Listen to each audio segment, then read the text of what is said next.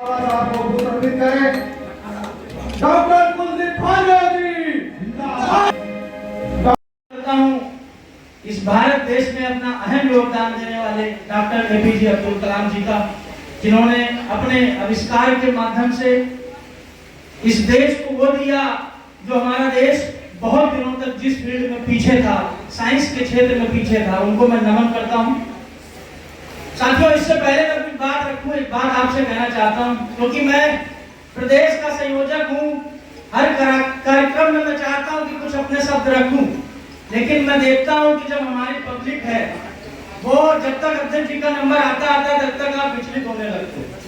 मेरा आप सबसे निवेदन है, खास तौर पर जौनपुर के लोगों का, आपने 4 साल इस संगठन को सींच कर बड़ा किया है।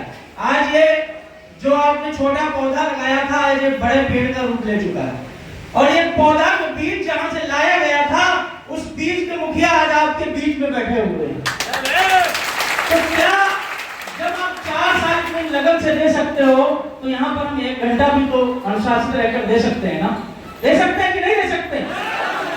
तो मैं चाहता हूं कि आप बहुत शांतिपूर्वक बैठे, इधर उधर हलचल न करें। परम आदरणीय भीम आर्मी के राष्ट्रीय अध्यक्ष बड़े भाई विनय रतन सिंह जी, मैं आपका बहुत बहुत आभारी हूं। साथियों, मैं आपको छोटी बात से बताना चाहता हूं कि लोग कहते हैं कि अगर आपको समाज का काम करना है तो आपको शिक्षित होना जरूरी है, लेकिन मेरी इस चीज से विचारधारा थोड़ी सी अलग है। जैसे कि जब मैं शिक्षित था इसलिए कह रहा हूं क्योंकि मैं पीएचडी कर रहा था, और इस देश में अगर सबसे एलाइड सेक्टर में सबसे बड़ी डिग्री है तो वो पीएचडी है। लेकिन उस पीएचडी करने के दौरान मुझे कभी भी अपने महापुरुषों का ज्ञान ही नहीं था। ये सत्यता आपको बता रहा हूं, क्योंकि लोग कहते हैं अगर आप शिक्षित होगे तो समाज के लिए आप जरूर काम करोगे, लेकिन ये सत्य नहीं। इसको मेरे हिसाब से हम ये मानते हैं, हम शिक्षित नहीं थे, हम साक्षर थे उस समय तक। शिक्षित तो उस दिन हुआ जब सीतापुर में माननीय राष्ट्रीय अध्यक्ष जी का आगमन हुआ और उस होटल में मेरी माननीय राष्ट्रीय अध्यक्ष जी से मुलाकात हुई। 2 घंटे की मुलाकात में उस दिन मुझे एहसास हो गया कि जो मैंने ये अपने 13-14 साल शिक्षा के क्षेत्र में बिताए हैं, ये शायद जीरो है। वहां से मुझे बाबा साहब के बारे में, माननीय काशीराम साहब के बारे में और सभी महापुरुषों के बारे में ये जानने का एक मौका मिला कि मुझे इस फील्ड में भी काम करना चाहिए। बड़े भाई, मैं आपका बहुत आभारी हूँ। शायद मैं आज कहीं नौकरी कर 50-60 हजार रुपये पा रहा होता, लेकिन मैं फिर संतुष्ट नहीं होता। मैं थोड़ा सा भावुक हूँ। क्या मैं सोच रहा था, रास्ते में आया कि भैया हमारे जैसे बहुत नौजवान हैं, जो लोग पढ़ाई करते हैं, उनका सिर्फ एक ही सपना है कि हमको पढ़ाई करने के बाद में सिर्फ नौकरी करना है। मेरा मानना है कि आप नौकरी करके अपने परिवार का लालन पोषण कर सकते हैं, लेकिन अपने समाज का लालन पोषण करना आपके बस में नहीं होगा। और भीम आर्मी ने आपको वो प्लेटफॉर्म दिया, भीम आर्मी आपको वो प्लेटफॉर्म दे रही है। याद करो वो जमाना जब आप पुलिस की एक टुकड़ी किसी डर जाया करते थे और घरों में छुप जाते थे। आज भीम आर्मी का 16 साल का लड़का भी कप्तान की गाड़ी को रोक लेता है। और अगर हमारे बीच में बैठे और एक माननीय डॉक्टर चंद्रशेखर आजाद साहब, मेरा मानना है कि आप और हम जितना भी कर सकेंगे और अपने भाई का साथ दे सके अगर ना, तो मैं और जो मेरे भाइयों की सोच है कि इस देश में बहुजन शासक बनाना वो दिन दूर नहीं होगा, समय जरूर लगेगा। बहुत लोग ऐसे पूछते हैं, आपको नकारात्मक बनाने के लिए सवाल आपसे करते हैं कि भीम आर्मी संगठन अभी तो शुरू हुआ है, कम से कम 15 साल लगेंगे, 20 साल लगेंगे। मैं कहता हूं कोई बात नहीं, इस 15 साल और 20 साल को दूंगा। हो सकता है मैं अपने जीवन में एमपी विधायक नहीं बन सका, लेकिन मैं गारंटी देता हूं मेरी आने वाली पीढ़ी विधायक और एमपी बनकर बैठेगी।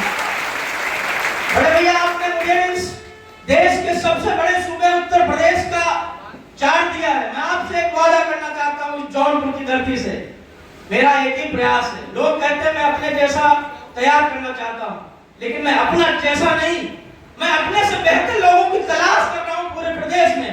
ऐसे लोगों को खोज कर लेके आना और आपके पास में खड़े कर देना, ये है वो हमारे सैनिक जो आपके इस कारनामे को आगे बढ़ाएंगे।